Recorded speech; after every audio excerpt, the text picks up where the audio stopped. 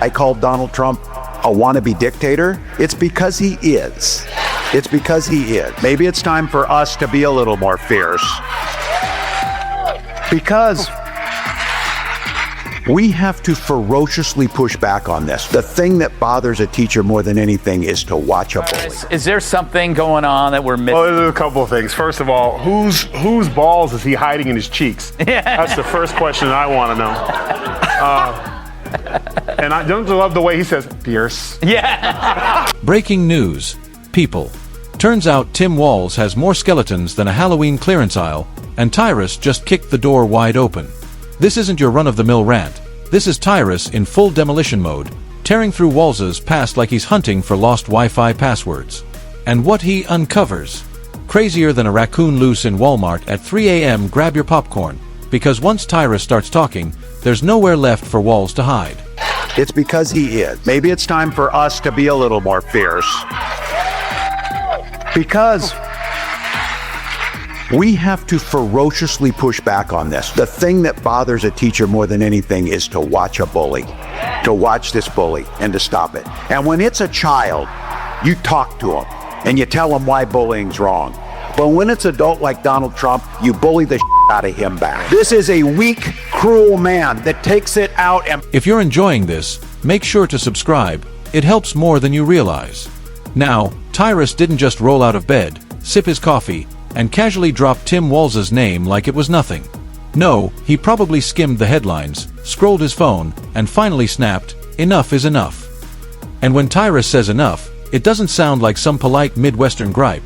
It lands like the opening bell of a WWE promo, where somebody's about to get body slammed straight through the political coffee table. Masculinity is deeply part of it. That's one of the, I think it goes, and you can look at the reasons why we've had this sort of dialectic over the Me Too movement. How do you fight it? This notion I think I could kick most of their...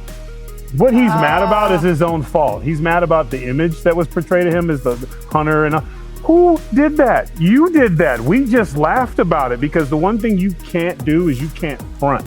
You can't floss. Those are two key words when it comes to manhood. You can't. So there he is, unloading on Tim Walz.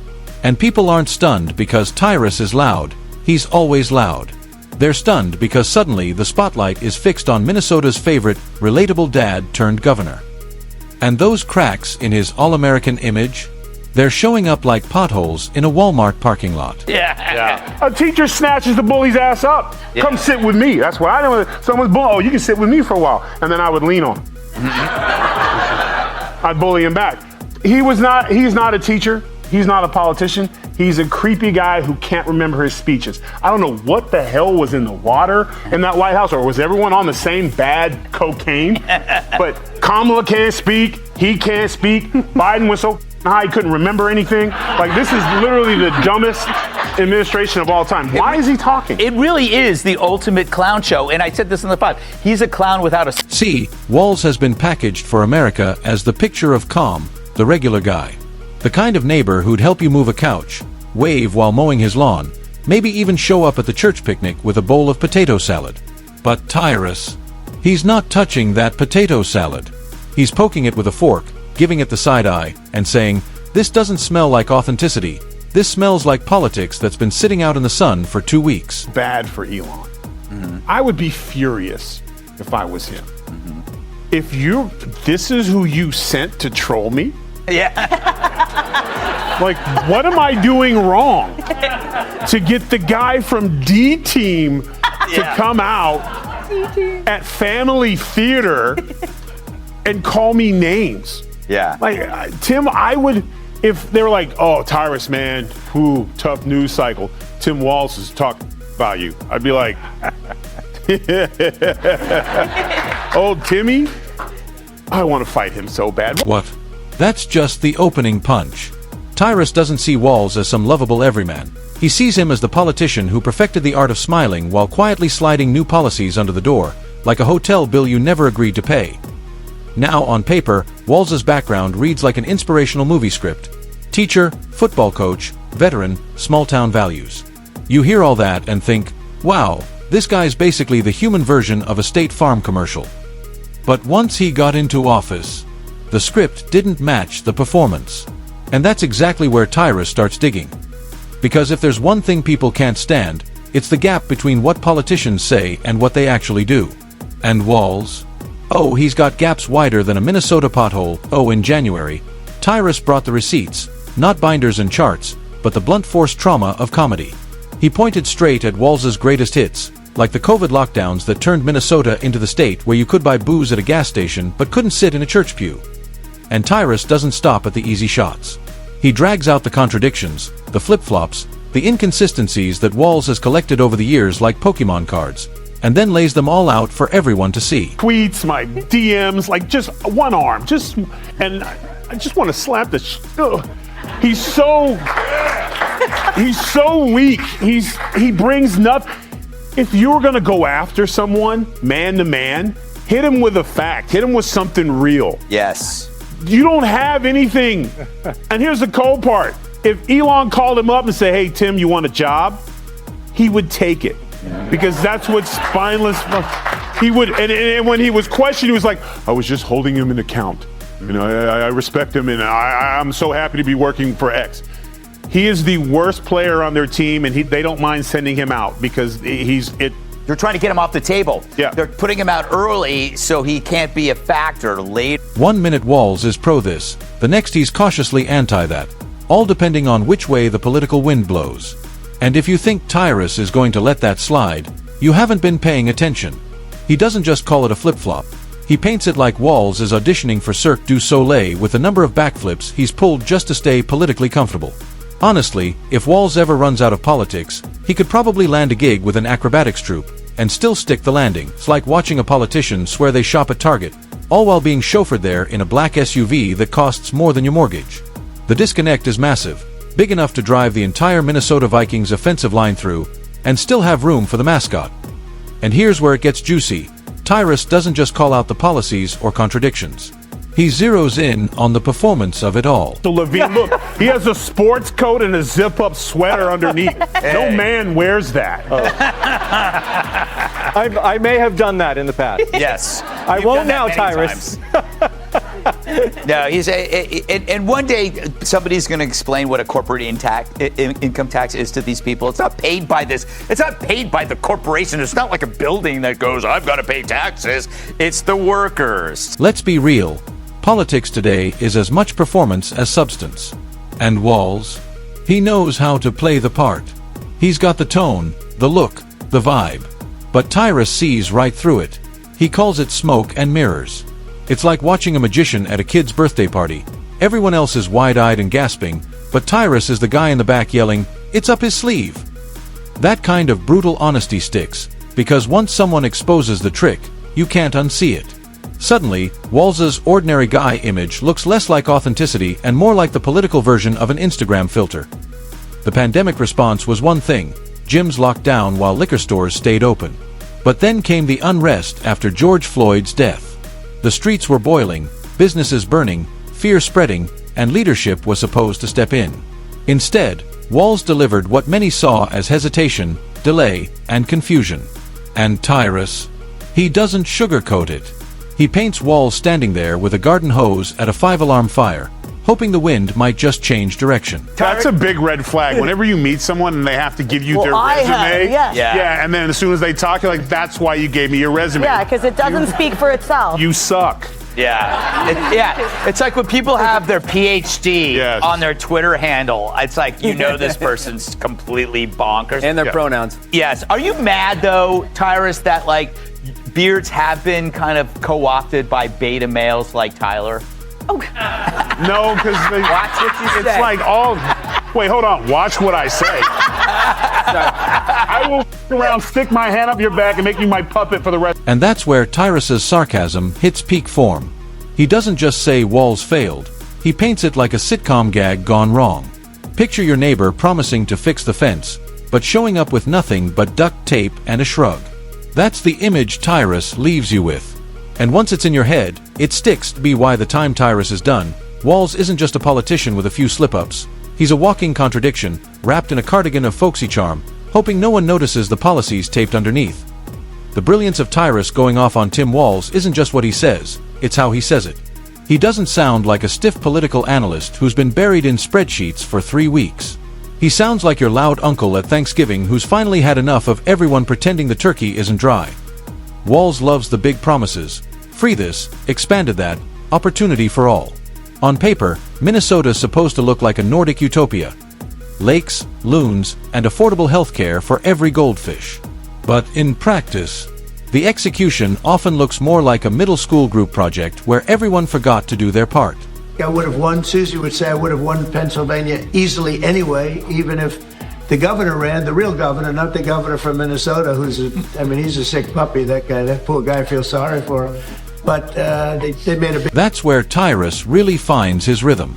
He points out how Walz talks like the hero of a Hallmark movie, but governs like someone who tossed the script and started ad-libbing. It's politics as karaoke. You recognize the song, but by the second verse he's mumbling and hoping no one notices. Take taxes, for example. Walz loves to brand himself as the champion of working families. But then, surprise, those same families end up staring at bigger tax bills. Tyrus doesn't bury it in boring fiscal jargon, though. He paints Walz like a guy sneaking into your house at night, rummaging through your couch cushions for spare change, then proudly declaring he's funding the future. Meanwhile, Minnesota's schools have been drowning. Test scores slipping, curriculum debates exploding, parents more confused than a cat in a swimming pool. And Tyrus pounces on the irony. A governor who once taught kids about responsibility, yet can't seem to keep the state's education system from steering straight into iceberg after iceberg. What do you make? Whoa, you got something there? Hold on, before we do this, man, I got to protein up. Hold on. Chug, chug, chug, chug. Oh, he's chugging it. Holy Oh, man. I need more protein, Gutho. I got my protein pudding, my protein shakes, jerky if you piss me off, but this ain't enough protein for this segment, Greg. I gotta old school this story here.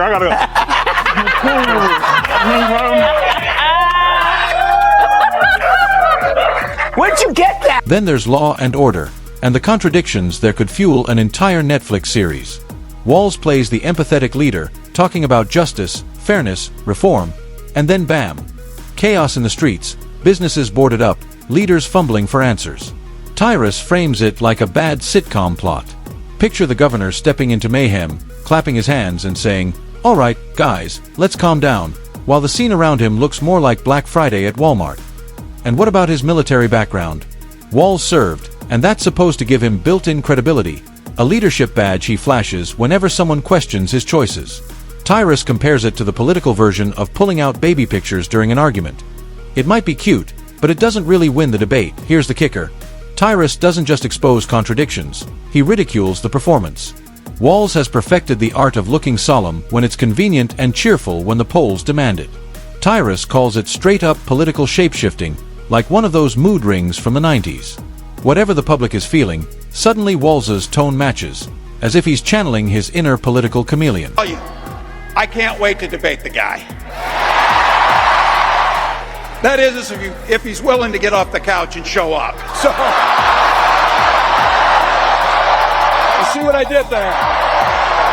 I got to tell you, pointing out just an observation of mine that I made. I just have to say it. You know it, you feel it. These guys are creepy, and yes, just... And here's where the comedy gold comes in.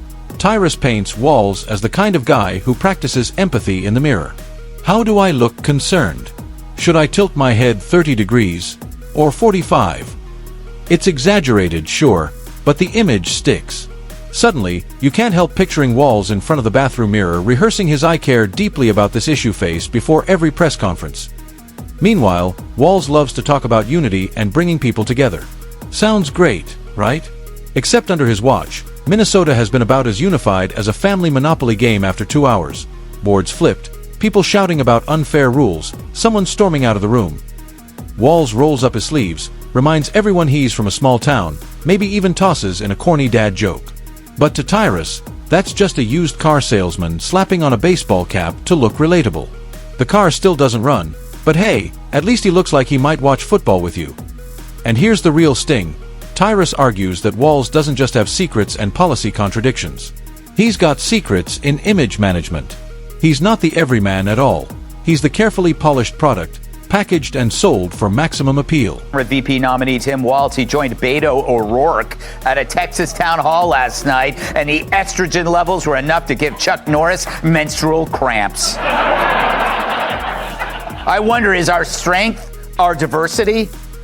Our strength is our diversity.